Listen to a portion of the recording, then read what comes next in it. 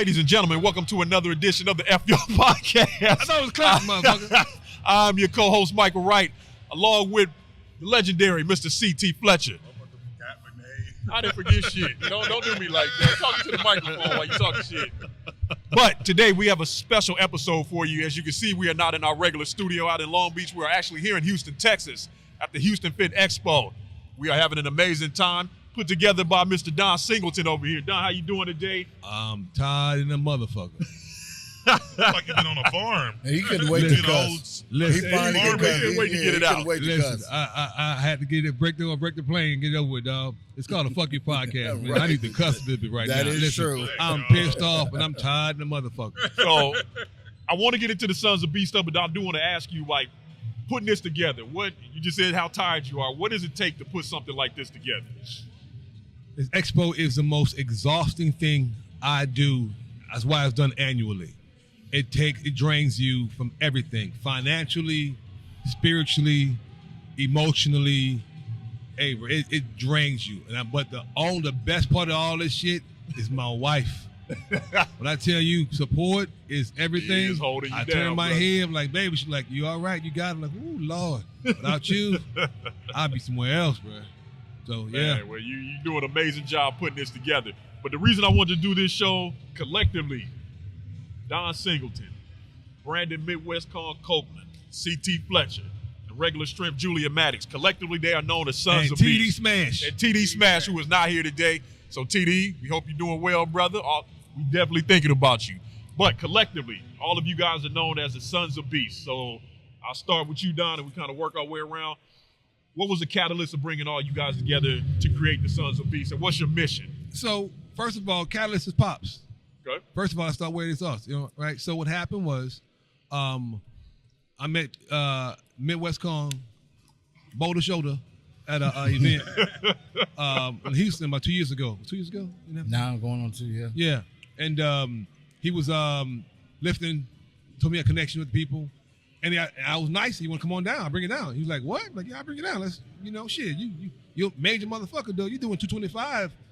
75 times. I have never in my life. That was 77 that day, buddy. That same goddamn thing, man. Yeah, he's shortchanging. He's shortchanging. So after that happened, he came down in the process. Now I'll tell you, the real guy behind this shit is really, and Brandon's the guy. He's the guy behind it. Yeah, definitely, he's the guy behind this because he's always been the glue, the connection to everybody.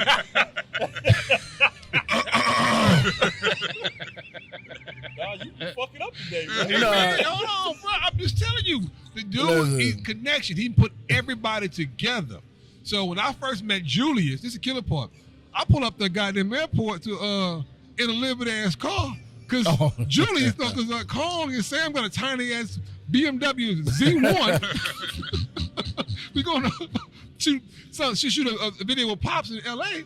in a living ass fucking Z1, whatever it was. And Julius got a car. Give me TD, big ass, get my car. I'm like, what the fuck? Yeah, It was scraping. Yeah, We TD was there had to too. show out for the lowriders in LA. We had to put on for the city. Definitely low ride. So we do the video. The Sonz of Beast name is this dude's name by itself. The concept of coming together as a nonprofit, I said, yo, you guys got the idea of doing something phenomenal for people, for the family, for the community. You should start a nonprofit. I started doing it myself. I formulated about 2 years before that. I'm like, I offer my services to do it, and I did it. Now, this is the real fucked up part. Crazy about it. I like cussing, so get it right. Clearly. I don't know how to do it anywhere else but in Texas, right? Okay. Mike, I said on the phone, a 5-way phone call. I said, listen, are y'all okay with me put myself on this corporation just for the fact that I know someone has to live in Texas to be certified in Texas? They said, yeah, cool. It was just formality. She came back and said, you part of the team now. I was doing it for y'all. I mean, I think, speaking for myself, not to speak over you, but where we come from is like, if we rock together, we family. Yeah.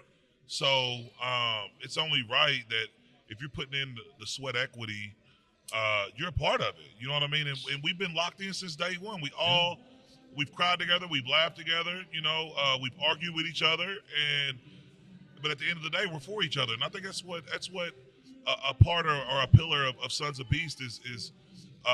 We're going against the grain when it comes to how black men or men in general congregate together, and we're not jealous of each other. We want to see each other win.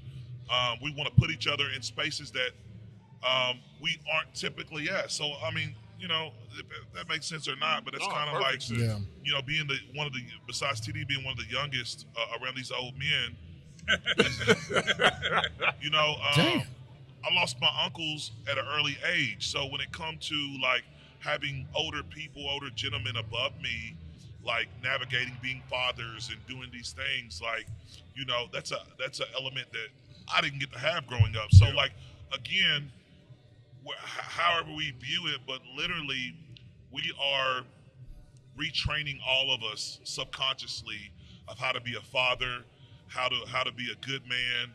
Because really, I'm just being honest. About 2 years ago when we first met, a year and a half ago when we first met, we were rough.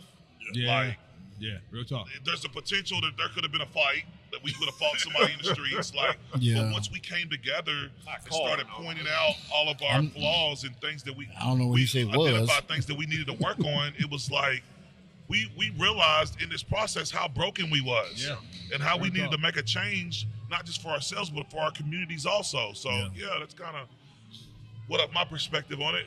So here he go again. So, like Don said, I finally got one flower. Okay. This originally started. To be honest with you, I was talking to Pops on the phone. I said, "Yo, Pops, man, the industry got some cartoon shit going on, man. We got to get this hardcore Iron Addict shit back, man." He's like, "Yeah, what you want to do?" I said, "Man, look, we gonna get together some guys, man. We're gonna come do a crazy session." He said, "Who you thinking?" I said, "Julius, TD, for sure." I said, "They've been talking about it. You never did a video with those guys." Literally, when he Pop said, "Okay, get him on the phone, let's do it." So Julius called me and was like, "Hey," because at the time, when you the world's greatest bench presser, you tend to be a little bougie. So Julius really wasn't returning too many calls at first. So Julius finally called. He know. So Julius finally called, and he said, "Hey, man, I'm going to be honest with you. It's been on my heart, man. I feel like I got to do a video with Pops." I said, "Well, it's funny you say that." I said, "I just talked to him. I'm going to call TD." TD said, "Let's do it." We picked a date, but all of Pops' videos got something that, brings, like, I command you to grow. I'm like, damn, we got to come up with something for Pops, man, because what is it going to be? And this is no lie. I got up to use the bathroom at night, and when I came out of the bathroom, I said, "Sons of a Beast." So I could not wait to call, because I know Pops don't get up the same time I do, because y'all 3 hours behind. It was on me all day. I couldn't wait to call him. I said, "Pops, I got this. Just hear me out. We're going to name this video Sons of a Beast." He said, "Boy." You said what? I said Sons of a Beast. So he liked it. I hit him up. We set a date. And how crazy it was, Pops is a fan of Larry Wills. When we go to California, we went to Venice Beach. Seen Julius called Larry. Larry came out. And I said, "Man, Larry, question, what you doing tomorrow?" He said, "Nothing. Why, what's up?" I said, "We doing a video with CT." He said, "Oh, yeah?" I said, "Yeah." He said, "What time?" I told him Larry was the first one there. Now, mind you, this is Pop's comeback, right? I told Pop, we got to get you back out here. We're going to get, whatever, right? Pops come in and say, "Man, yeah, I just want to let y'all know this is my last training video." What? Well, I know he dropped it on. He was all over in tears. I'm looking all sad and stuff. I'm sorry. What? I thought it was gonna be a happy day. And I'm gonna tell you, man, it was a 3-hour bench session. I have never felt that and I didn't know I had it in me. That day was really like a great moment. And it, with the internet nowadays, they got again, it's a lot of cartoon characters, a lot of guys that, they put out in front, but the Sons of a Beast video is one of the hardest. No, I don't think nobody can top that, me personally. I know Pop's got one that's his most viewed. I won't say the name of it, but I know he got one that's the most viewed. But this one with the collective of people, and let me just say this. I snuck in the video because for me, I got world champions, the greatest bench in the world, and another record breaker. And then I'm on the bench. So I was just happy to be a part.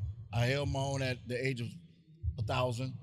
And we did a great video. And after that, man, me and Pop, since I met Pops the first time, he said, one of the things about me is it's not just about the fitness, it's a message you have behind you. And anybody can lift weights, but what can you lift? So I carry that message since the first day we met, going on 4 years ago now.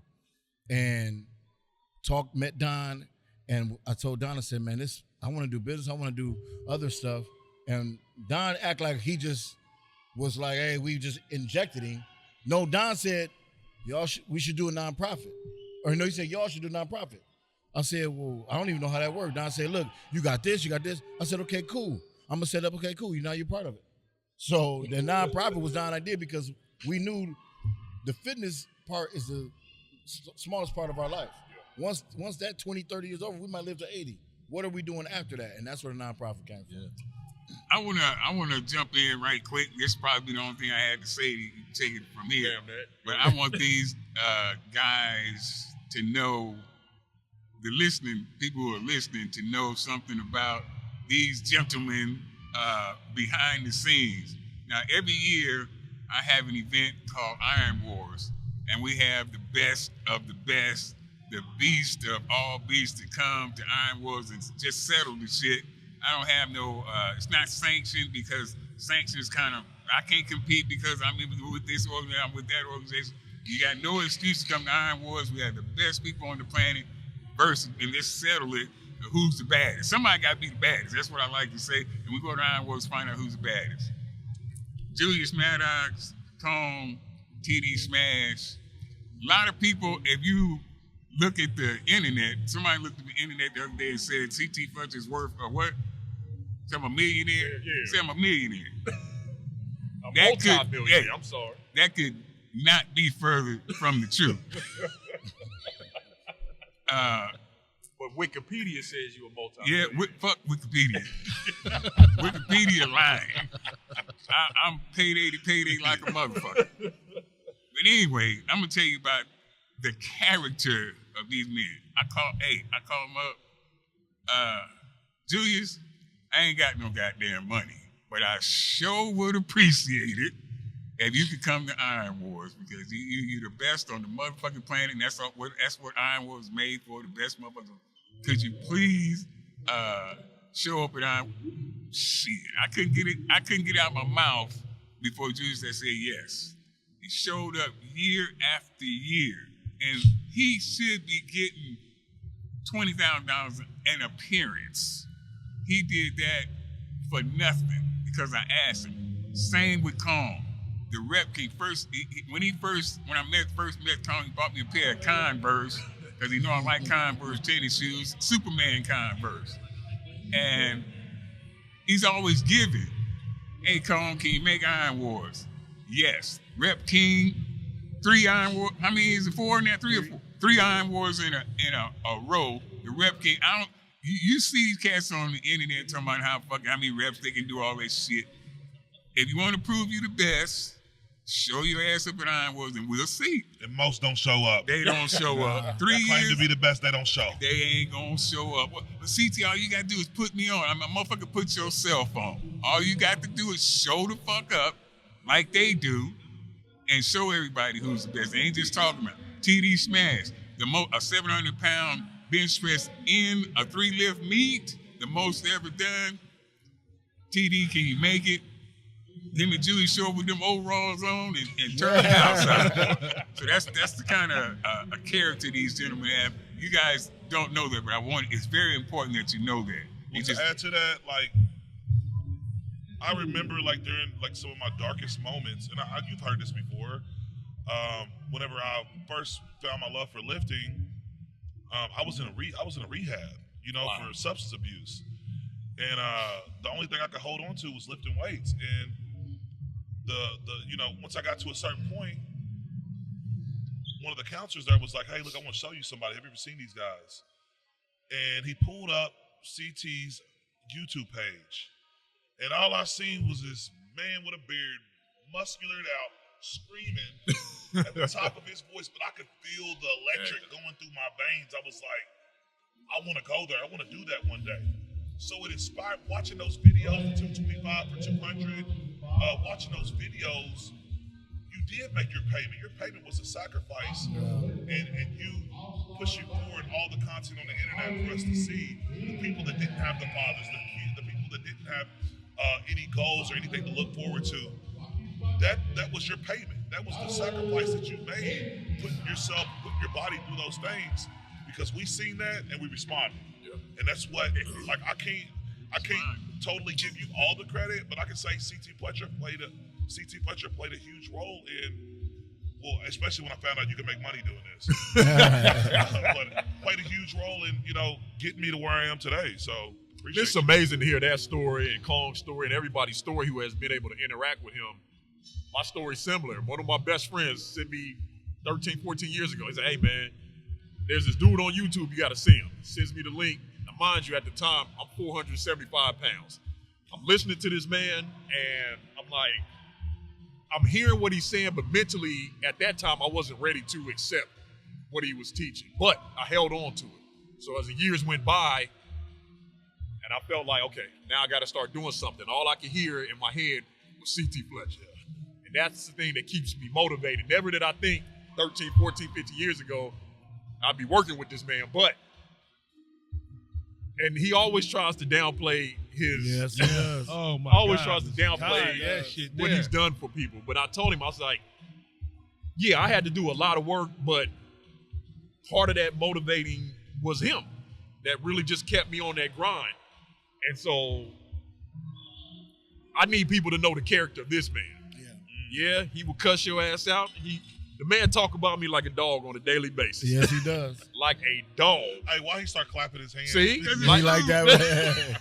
If I showed you the text messages man sends me on a daily basis, you'd be appalled. But with all that said, he is one of the greatest human beings I've ever known in my life. So collectively, I'm not part of Sons of Beast, but collectively, we thank you. Well, no, you are a part of him, because when he come up missing and we trying to find him in places like this, call Mike. We know all we gotta do. We know you're not far behind, Mike. So Mike know your ass driving. He will come up missing. Try to keep the old man, get locked down. He get pulled in a million different directions. If I turn my back for a second, he back there in the corner somewhere. He's gone. But that was the thing for me, man. Me and Sam used to watch, and it was like that was a destination spot. We always wanted to just work out at Iron Addicts. Yep. And, ever since I met him, and the love he showed from day one is, Yeah, and that's the thing. That's just the biggest thing is that, listen, I think y'all should know, if you don't know, that is the one thing about CT that shocked me, because I came in as an outsider. Like, I'm a fan. I'm not 225 20 times at all back then. I'm just a regular ass dude, right? And I brought CT down as an athlete, and I was in shock. Like, it was a hero to me. And he kept saying, Big Don, I'm just the old man workout. Big Don, I'm just the old man workout. Terrible impression. Whole bodybuilder. And I've been like, well, he went to slave talk. No, for real. Yes, sir, boss. And I say that because I think, and it goes for a lot of these real humble, real good men who don't mean to become this, but have to carry that sword of being someone's hero. Yeah. You know what I'm saying? Flex, another one, the same way. These guys, they just got to deal with it. I'm sorry, you did such a great fucking job that people idolize you for what you say and what you do. Yeah. You become most of us got no daddies around in terms of regularly, so you become people's surrogate fathers and stepdad, basically, from fucking YouTube. You know what I mean? Flex used to hang on my grandmother's basement. I used to try to copy his workouts on the sand weights. And to have a relationship that I have. And Flex was another one. Yeah. These guys, listen, when I started, man, these guys ain't had to talk to me. Yep. You know what I mean? Like, I always thought was how many followers you had at that time. So when I did a video with CT the first time, I had 8,000 maybe? And like, to the point to where when he DM'd me, I was like, it's trying to hit me up. The Chinese people hit me up. Let me see if this is real. So, and it's just from that day forth. But in this industry, we've learned, and all of us, especially you dealing with more influencers than we've ever dealt with coming through this door. A lot of people aren't genuine. A lot of people don't mean well, and it's only the content or the business transaction. And then, if that's fine, but a lot of them won't let us know that. Yeah. When he call you son, when he reach out to you, when he gives you his phone number, you know what I'm saying? That's a big thing. So it's definitely different from everybody else. When he gave you his phone number, did he give you a speech after he gave you his phone Yeah, he number? did. Yeah, he did. Let me tell you what Yes, motherfucker he told did. me when Yes, he gave. he He did. said, look, yes, he did.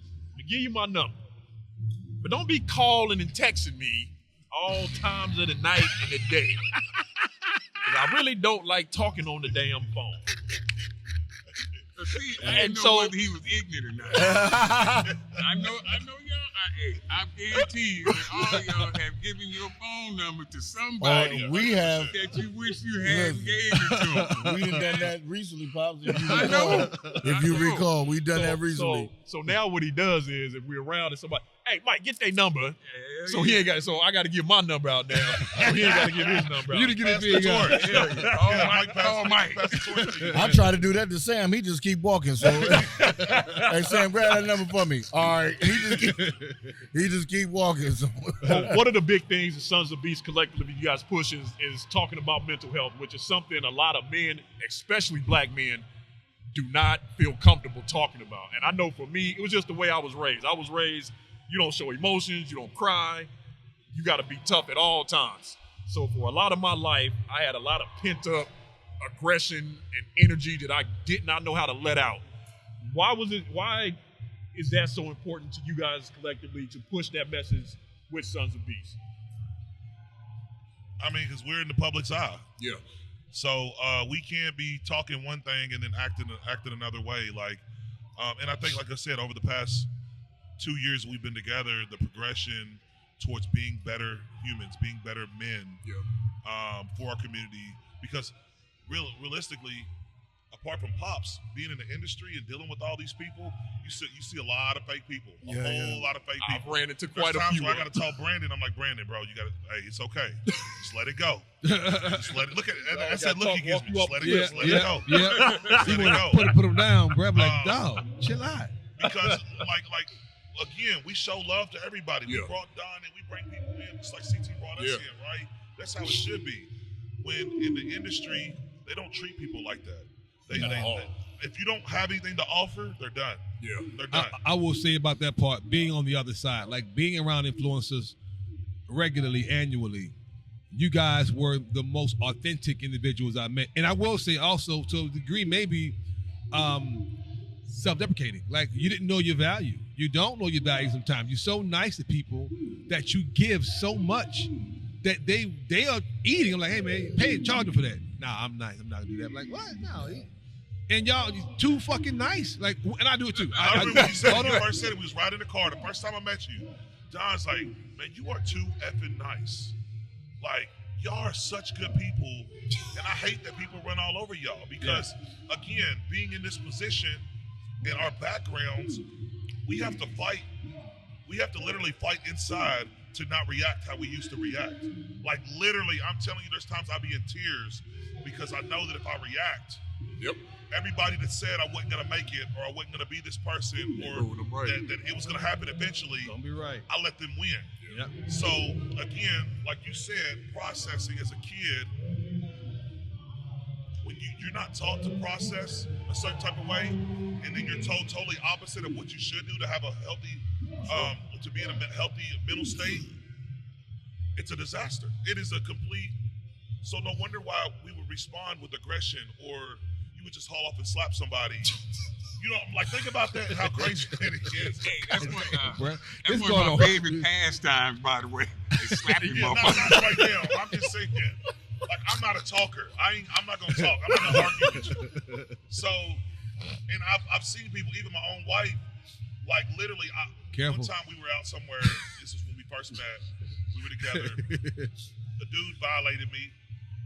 He left some drugs at my house. Police ran in, got extra charges, and I told it was one of her friends. I told her 6 months later. I said, "Look, when I find him, I'll tell you. Ain't gonna be no talking." And sure enough, I seen him at a bar, and I slapped him to sleep. And listen, I'm telling you, I'm not a tough guy. I'm not one of them guys that act like I'm in the streets like I'm Rocky V or anything. I'm not. But when you hurt me, I'm gonna hurt you, and this is how it was. And I seen the look in her face, and I realized, like, man, I'm a monster. But in my mind, I try to play it off like, oh, I'm a good guy, like I'm a good drug dealer, I'm a good guy. But really, deep down, I'm a monster, and I don't want to be that person. I don't want people to see that guy. So again, we're trying to change the narrative of how they see big black people in the community, of how they, like, seriously, like, it's real, and just show people that we can love, we can show emotion, we're okay to do all those things that our dads didn't allow us to do. It's crazy because my dad would be, hey, are you crying? Boy, I give you something to cry about. yeah, that's the Oh, yeah. Boy, he didn't play that at all. I'm gonna shut up after this. Don, you probably right. Don, I ain't say nothing about Don. Don is an example for all of us of what a successful black businessman can be. People used to tell me, because they looking at the Google and shit, hey, CT, we want you to be on this wealth seminar panel on how to make money. I'm a motherfucker, I don't know how to make money. I can't be on your panel telling other motherfuckers how to make, because I don't know how to do it. I'm a fucked up businessman. I don't know. So I'd be lying, I ain't gonna do that. But Don, you are an example to young people, or my old ass, to everybody around you, on what it takes to be a successful businessman. And a good dude on top of that. Yeah, 100%. But a really good dude, down to earth. He did do me wrong at the airport though. Hey, man, that damn story the third time will change, bro. Yeah. I said, hey, Don, I'm kind of old, and I appreciate it if you come pick me up from the airport. And Don said, hey, I'm real busy. Sorry, I can't do it. And my feelings was a little hurt. I ain't gonna lie. I heard he said, hey, CT, you got on those Hoka walking shoes? Yeah. CT was like, yeah. He was like, all right, get the walking. He did. Don, that's he did. fucked up. And, I ran into Jay Cutler over there at the airport, and I said, hey, Jay. Jay Cutler. Yeah, Jay Cutler. No. I said, hey, Jay Cutler, I can give you a ride because I had to get a rental car, because Don wouldn't come pick me up. And he said, oh, no, I don't need no rental car, CT, because Don on his way to get me now. So he did me a little wrong on that, but other than that, oh my God, I love the guy. He's a very good man. Other than the Jay Cutler incident, y'all know I ain't got nothing but good well. shit to say about Don. He's a real good dude. Take care of you, treat you right. He always treats you right. Always, he's a very good man, good businessman, good father. He's so proud of his son. They do you ever see him and his son on Instagram? They have a very fantastic relationship, and that says a multitude about him. His wife loves him to death. That's a good man right there. Appreciate Real it, quick, Pop, Brandon was going to appreciate say something, Professor X. no, I was Strong. for me, the foundation of the Sons of a Beast, right? Because I'm a very edgy civilian. So I'm not a gangster, but I'm a very edgy civilian. I will call the police, but it might be after I did After the it. fact. I know. So we ran into some things over the past few years, and then when meeting Don, and everybody in my life knows how to deal with me. Sam will have something happen, and he won't tell me for 8 months. After it all blew over, whoever it did it or whatever, they'd have moved out of the town and all that. But hey, man, I wanted to tell you, man. So I seen such and such, and they said, I'm like, when? What? That was about 8 months ago. Why are you just not telling me that? Don, I called Don. I'm like, Don, I'm done. I'm checked out. The second I see him, I'm knocking his teeth in. And Don, okay. This Don how he start with me all the time.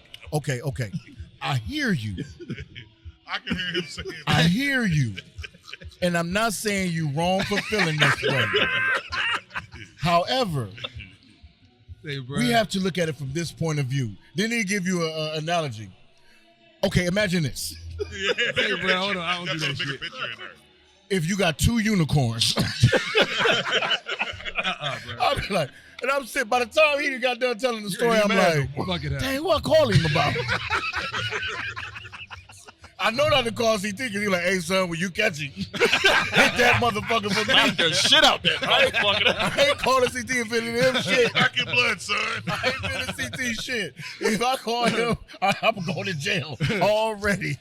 Hey, bro, listen. I think part of that is this. I think because of Sons of the Beast, and we all have those moments, but we have to learn to shift how we do things, right? The old us, even the old us individually can't operate the same way anymore, Mike. Oh, man. Right? We have to operate as a unit. We got big goals. We got a 6 City 2 coming up pretty soon. You know what I'm saying? Yeah. We can't be the dudes out there being who we used to be. Yeah. You know, sleeping dudes, slapping folks to sleep. But I think that part is mental health important for good. especially the young brothers to see. Yeah, that's true. You know, the young brothers need to see that there's different ways to deal with your emotions. We all get angry. We just had Craig Munson. If you don't know Craig Munson, look Craig Munson up. But we talked to him. Craig Munson did 5 years in jail for killing a man. And his regret to this day is that he let his anger get the best of him. The brother that he killed broke into his house and everything. He said, but I didn't have to kill him.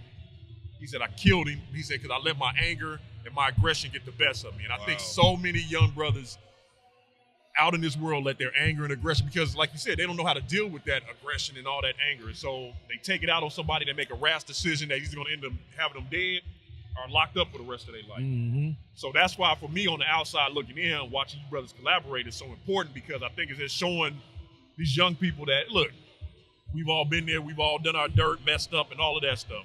But there's different ways to deal with that. And I think the younger they learn that lesson, the better off they'll be as they get older. Because I didn't learn that lesson until I got older. Had I learned that lesson earlier in my life, I probably wouldn't have made a lot of the fucked up mistakes that I did make. And to be honest, Mike, I think I'm just now getting there. Yeah.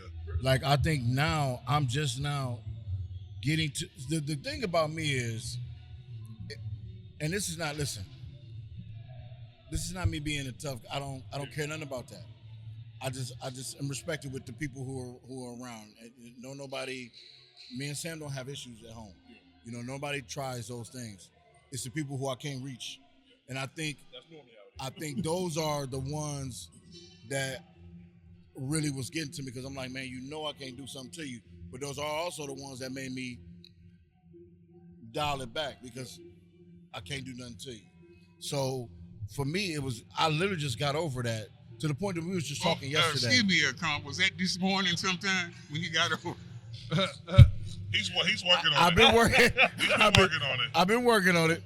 I got to. Just on the panel, you said I'm a psychotic, bro. That was no. I said what I said was, if I don't have fitness, then I'm gonna be a serial killer. So which one? So we better not have another pandemic. Julius last night told me. He said, "Hey man," he was sneaking and said, "That's why I don't tell him nothing, because something just happened again, and I ain't telling him." I said, "No, I already seen it." And he looked. Yeah, we did talk about that. I said, "I already seen it." I said, "I didn't say nothing because I already know how I will get."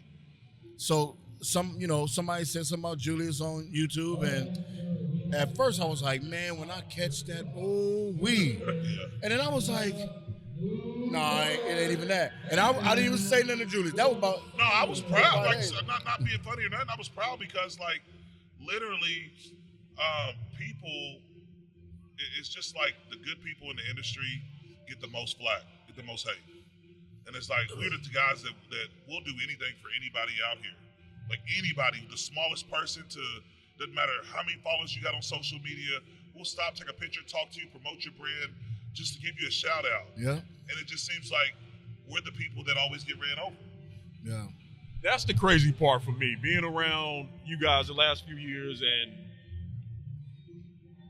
I'm not gonna call no names out, but I've been to a lot of these expos. You'll see a young person walk up to one of these influencers. Oh, yeah. Hey, can I take a picture with you? That'd be $20. I've watched all of you guys just get stopped in your tracks, and you never turn anybody down for a picture. You always stand there, talk to them, shake their hand.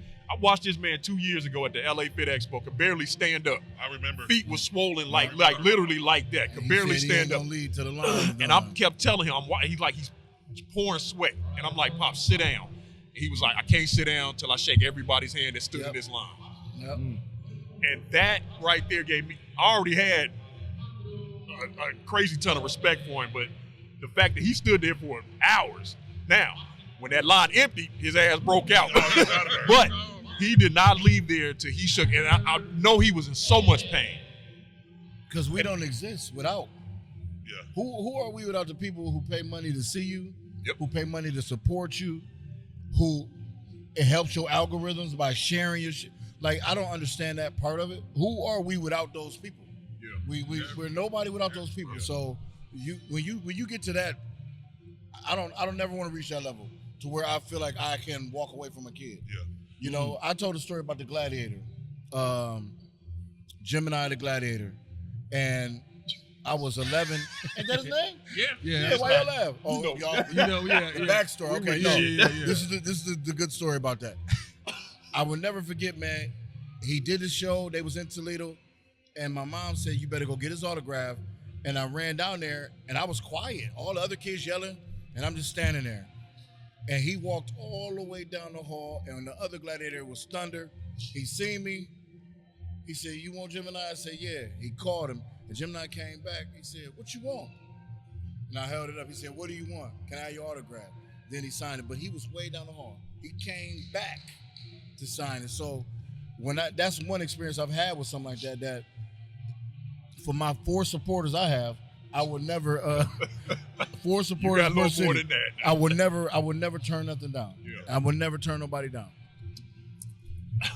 So real quick, to piggyback what I was saying, because I didn't come around to it, but about Kong, like, so just the fact that I'm seeing, since we all started hanging out, and we've been talking about mental health and talking about how we can be better humans, actually seeing the change in all of us slowly. You know what I mean? Like, real slow for Kong. yeah, No, but it's changed. he You know ain't what I mean? lying. It's changed. It's And- definitely a slow drip. and even evidence, like what's so cool is like sometimes when we're out, because we're in the Toledo area, Detroit area a lot, we was at prison and seeing OGs come up to Kong and like they really knew he was out there. Like, not saying he was a street dude, but like he was a menace Just a fool, still. just a Like, fool. you know what I mean? Like, and then validate it and then see the change and be a part of the change that's going on. That's what I'm in it for. Yeah. You know what I mean? That's who I want to associate with. I don't care if you got 30 million followers. No, I want to be with the real people and have real fun, real tears, and live this life together. Because again, at the end of the day, if we're not making an impact on each other and in the community, why are we doing what we're doing? Yeah. You know what's crazy is it's not the identifying part. I literally asked Sam probably 2-3 weeks ago. I said, "Man, why the hell do we act like that?" And his response was mad. I said, "What was we mad at?" "Man, we were just mad, man." Yeah. Sam used to have every starter coat, and I know his daddy ain't buy them. I'm like, Sam, he ain't got to put you on. yeah, I'm blast gonna just like keep it real. We was just wilding like that. Like, Sam had all the starters. I'm like, okay, I know his daddy ain't buy them, but Sam just, "Hey man, I want your coat." At a very young age. Yeah. Like They at do this in high school, B-boy we kids. was just like, "I want the coat." So we didn't understand, like, it was when he said mad, it literally, we was angry for what? You know, for what? What is it for? And it took us till we was grown. Not even the kids didn't change that. We became more sentimental, but that anger part, man, like I said, the last 3 to 4 years, I've really been like, yeah, man, you're a little on the edge a little bit. You got to chill out. Because I was triggered by everything. Because when you're not used to somebody attacking you, because you know people won't do it in person, it triggers me differently. Like, you just on the internet saying that. Or, you know, because nobody going to come up to me and say the stuff they say in person. And that ain't because I'm the tough guy, but people just don't do that. Like, hey, man, that's how I feel about you. Yeah. Like, they don't do that. You know what I'm saying? You don't know me to do that. So, Pops, I want to ask you, most people who know your story know how you were raised, how tough your father was on you. You know, you openly shared how your childhood affected you growing up. The mental health part of it, why is that part so important to you? Well, I don't know if everybody knows, but my dad suffered from PTSD, but he's from an older generation, so they call it shell shock. And the dude was horrible to live with. It was just, because I never knew from one minute to the next what was going to set him off. You know, anything set him off. He whooped my ass one time because of the way I walked. And you imagine a 10-year-old kid, I'm trying to change the way I walk, Julius, because I didn't want Pops to fuck me up. And people, And I'm not talking about he would hit me with a belt, but if the belt wasn't handy, he would use his fist. So it mentally, later on in life, you know, CT, how did you get through 5 flat lines and heart transplants and all? I would reflect back on that upbringing from my childhood, and I said, if I got through that shit, I can get through anything. It's heart transplant, flatline, and everything. If I can get through Pops, he prepared me for what was to come in the future. I had no idea, but I appreciated the way he brought me up when hard times came. How can you do it? That wasn't shit compared to that. Yeah. Living in fear every day was fucked up, man. So. Now, we know you, well, maybe the public doesn't know, but most of the times when we together, I hear stories date back to the 70s and you slapping motherfuckers down and all that shit. So clearly there was a lot of pent-up aggression. Like, how did you get to the, when did you get to the point where you were able to deal with that aggression better and maybe not handle it to the point where you had to actually slap somebody down? I was about 58. Hey, I'm telling you, after that, I would say, hey, ain't another motherfucker gonna put their hands on me. After that childhood, you ain't gonna put your hands on me and ain't shit going. Matter of fact, I'm gonna put mine on you first. I ain't gonna get, if you within slapping distance, catch his hands. You gonna get it. You gonna get it because I ain't gonna give you a chance to hit me first. And I meant it didn't really make no motherfucking difference who you was. And Kong, Julius, every once in a while, I still believe a motherfucker need a couple of paints, a couple of coats of paint slapped off their ass. Listen, I do too. That's why I don't call you when I'm pissed Hey, off. don't call me, goddamn. I got some fucked up I'm advice. just saying how dangerous it would be at this point in time. Oh my God. I'm like, Considering our levels of strength hey, and Julius. experience, like, Julie, Hey, Julius will slap a motherfucker's ear off the side of his head. It's I don't know. I might not tell Julius that, but I don't know. Motherfuckers get on my nerves real bad. A little slap, you know. You don't want to kill him. Can you imagine being an Iron Horse? He's like, look, that's him. Yo, that's exactly why. Don't ball your fists up. He don't ain't ball on your that fists up. call. Just slap him. No, but literally, I know me and Cone, and we do our stuff. Low key, I'm telling you, the person you got to watch out for is Don. Don't let that sneaky smile fool you. Do not let that sneaky smile fool you. This dude has traveled the planet and practiced Muay Thai, Jiu-Jitsu, all this stuff. He bored and just be kickboxing in the air. I seen it. Well, yeah, it's not that bad. It's just that, listen, it's cool because I'm in a place with you cats that I don't have to be the one they watch anymore. Yeah, they looking at yo. I'm like, I will beat the shit out you. You have no idea. You won't even get to him. Let me tell this story before we end. Look, we were out somewhere, and Don knows I'm super nice. One time we was even riding in the car, and Don's like, man, you were just so nice. Like, maybe I do have a. That's what he at first identified. He's like, I think I got a. He looked at me and said, I think I got a problem. Yeah. I need to do some change. I need to change. And we were somewhere out at this, somewhere. Me and Don don't drink, but we were just going out because somebody invited us. And we're at this place in the UK, actually. This bar in the UK. And this drunk dude's arguing with these girls. And then he turns around, he's talking to me. He was arguing with me at first, and then he kind of like found out who it was, and he's talking to me. And he's literally in my face, just screaming and just drunk and belligerent. And I'm just taking it, because that's what I'm used to. Like, man, trying to be nice. And I see Don over, and Don he's done. You can tell, like, Don is done tolerating it. He's like, you can clearly see he's done. Now get out of his face. Like, literally, like, it's go time. And I was waiting for him to say something. I'm going to slap the shit out of him. You see what I I'm was saying? so pissed off, bro. But no, because the dude is in his, Mike, the dude is in his face like this, talking. I'm like, bruh. And Julius is smiling like, not saying help me, but like, nah, man, he can't hit him. He's somebody. Yeah. But I ain't nobody. I beat the shit out you if you don't move out of his face. That's what we're trying to change this narrative, right? That's what I want to make sure. We're working on it, right? If there are any young people listening to this, the moral of this story is not to do that, guys. That's it. Now, he handled it well, but but sometimes we probably would have acted on it. Right? But sometimes you have to show them you are willing. Sometimes, right? It don't mean you have to do it, But I do feel that there's a skill set you got to have. And listen, when you are as big as these people are, they want to try you. They want to try you. They're curious if you are that person for real. I don't know why, but I get more questions from dudes who are smaller than me about you. What you bench? I can beat you up.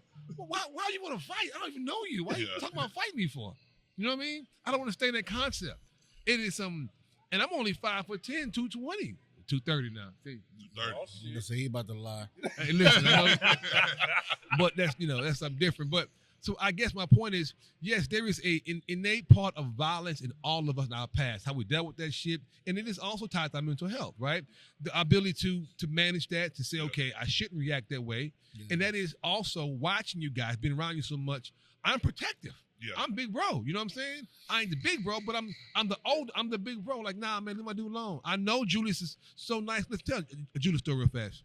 We leave an In-N-Out Burger in L.A. Me, Julius, and TD in the car. And the Derek 2 in the car. Car is heavy as fuck. Like, listen, the lightest dude's 280. The whole car just pissed off at everybody, right? We ride up to this stoplight.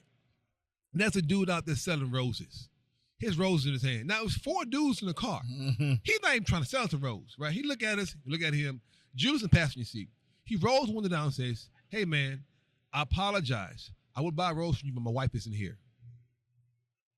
I said, what the fuck? Roll back up.